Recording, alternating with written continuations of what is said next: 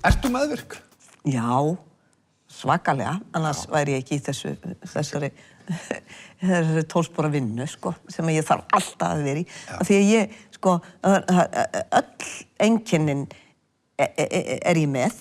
Maður ekki kannski bara kúguð undirlægja, maður verður heiftúður, maður verður ofsalega stjórnsamur og stundum í kærleika, stjórna öllu í kringu sig og svo bara þetta að sko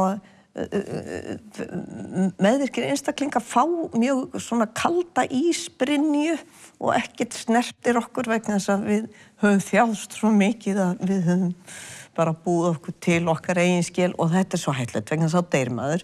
Þannig að maður þarf að fara að rífa þetta allt í burtu. Meðvirkni, það er náttúrulega bara hægt að vera meðvirkur með lífinu, það þarf ekki að vera alkoholismi, en meðvirkni er sjúkdómur og getur drepið mann og maður getur bara fólk sem að til dæmis sterkar en maður sjálfur, ef maður á voðalega sterka ættingja, ef maður á ömmu eða mömmu eða pabba eða eitthvað sem hafa á einhvern hátt sko svona þrengt að manni og verið ofstjórnsamir, þá það nóg til þess að maður verið meðvirkur og fyrir að þóknast og passa öllum líki við manna því að maður hræddur við vond viðbrögð.